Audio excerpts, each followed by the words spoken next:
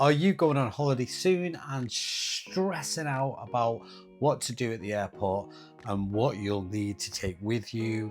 You're going to be all discombobulated. It's so stressful. I can't stand the process between going on holiday and queuing up at the airport.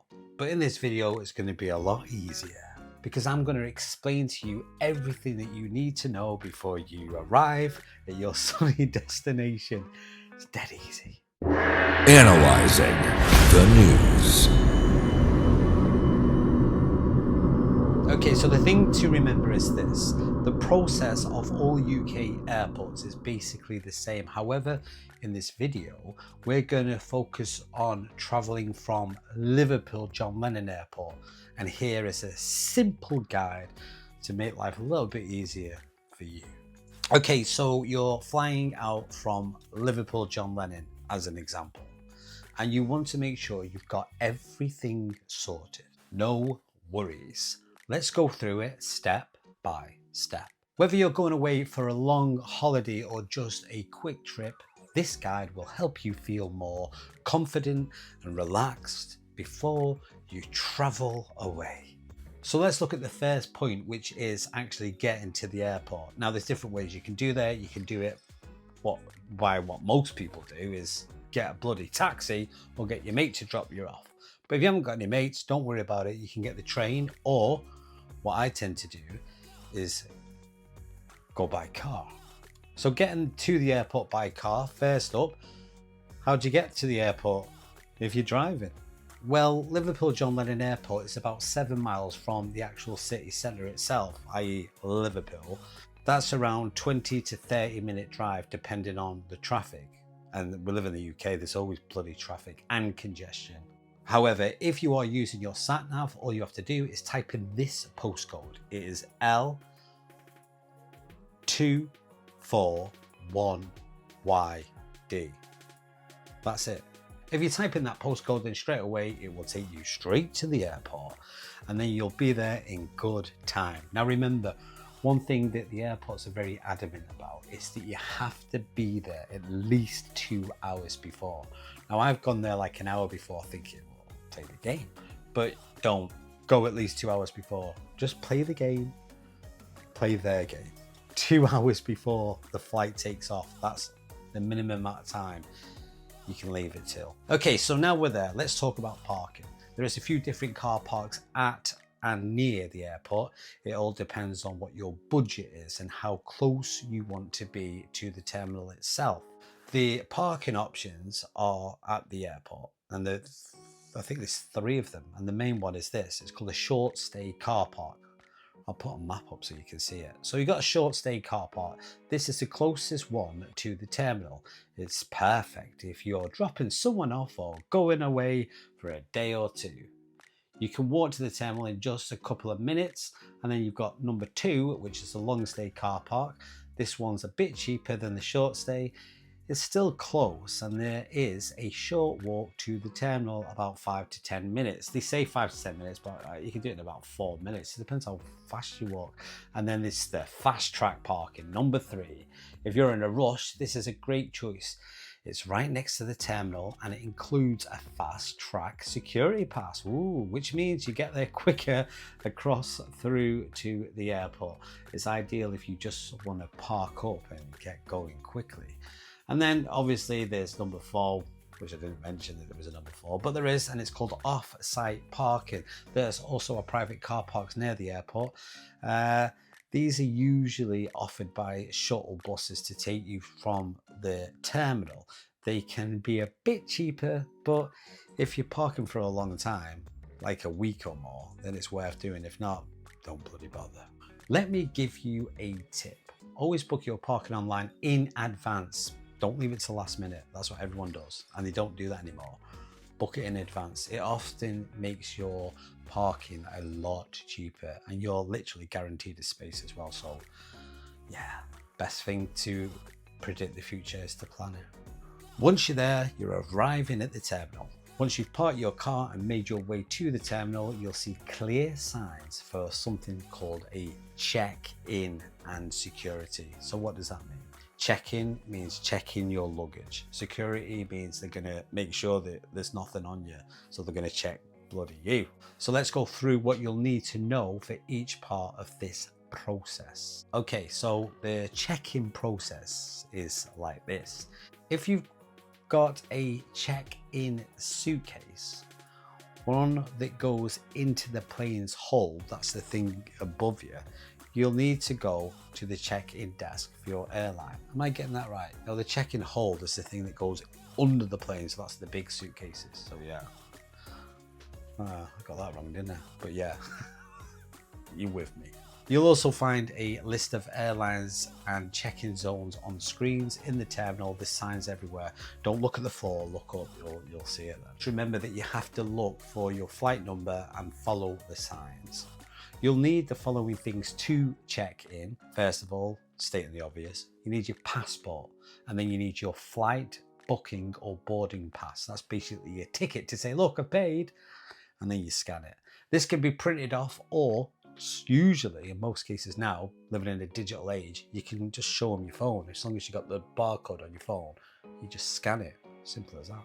Now, if you're only taking hand luggage, or a small bag or suitcase that goes with you in the cabin means the plane, you might not need to go to the desk at all. Now, this is the bit I prefer. I don't carry heavy suitcases. I just take a small little bag, and I'll take it on the plane with me, and I'll put it either above me in the cabin or below me. Now, if you're thinking of doing the same thing, carrying light, you don't need to go to the check-in desk at all, because most airlines now let you check in online and use a digital boarding pass. Remember what I said? We live in a digital age. That saves time and gets you straight through to security. Remember what I said about security? That's the bit when they say, open your arms, and they do all this. But they don't always do that, so leave this suspicious of you. Okay, let's continue with this. So what is cabin baggage? Well, cabin baggage is what you carry with you on the plane. Like I said before, if you're only taking a small bag like a shoulder bag or a small backpack, you'll find the process even quicker. That's what I do. It's quick.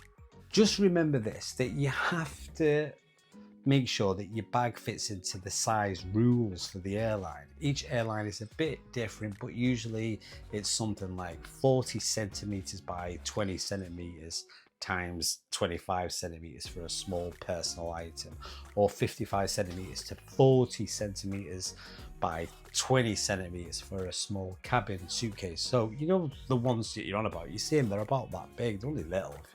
Or like a school bag that you had when you were a kid, take one of them with you, you'll be fine. Also, what you need to do is check your ticket includes hand luggage, because some of them don't, the cheeky little. Some cheaper tickets only allow a small bag and not a full cabin suitcase, so check, because if you don't, they'll charge you for it. So after you've done all that bit, which is pretty simple, I've done it God knows how many times, never had any issues. Once you've done that, you have to get through security. Security, again, is when they check you. Make sure you're not going to do something silly. This part can seem a bit stressful, but it's simple when you know what to expect. And you're going to know exactly what to expect.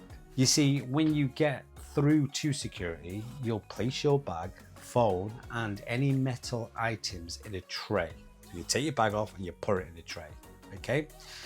You'll walk through this body scanner. It's like this thing like over your head, like a door frame. You'll walk through there while your stuff goes through the x-ray machine. It's dead simple, no problem.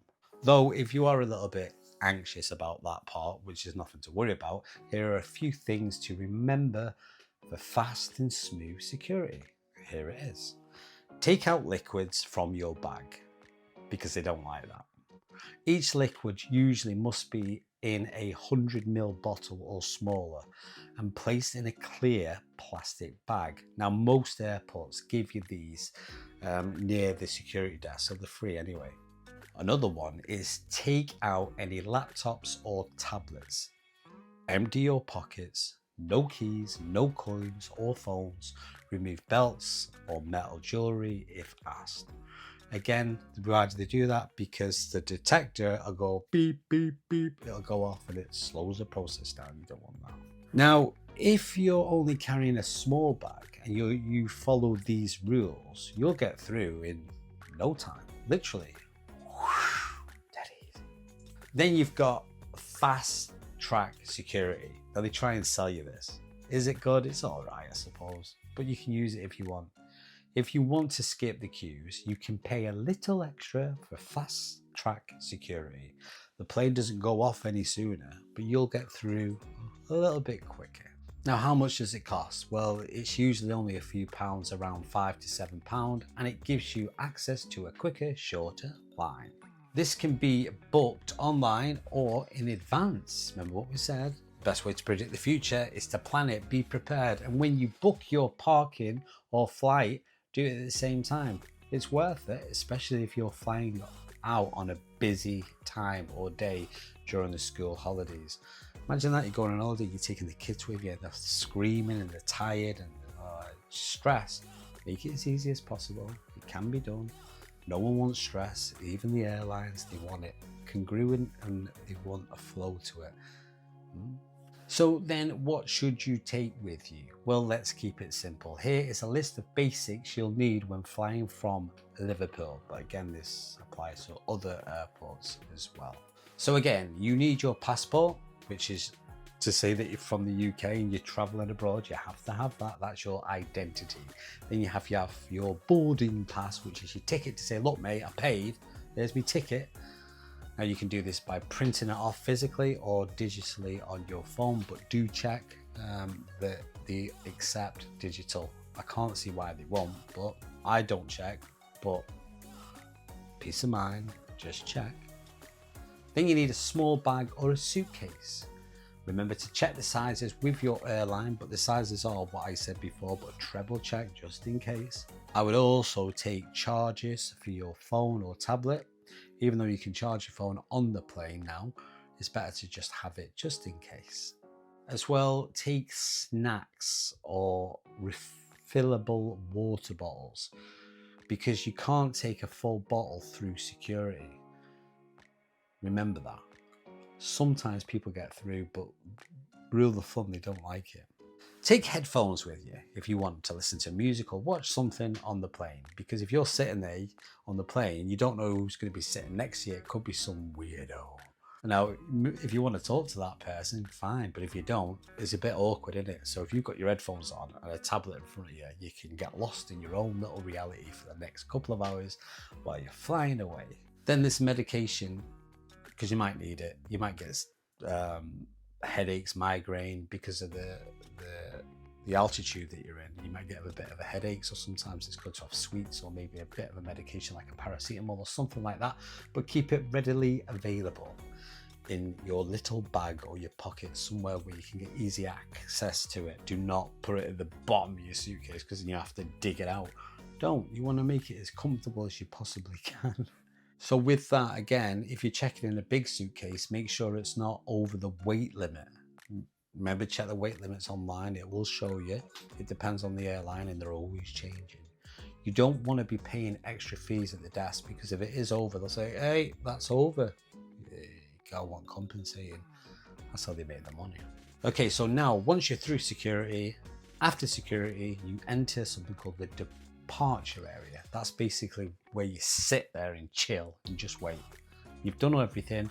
You've checked your bags in, if you had bags. If you've got a small bag, you don't need to do that. You just go straight through security.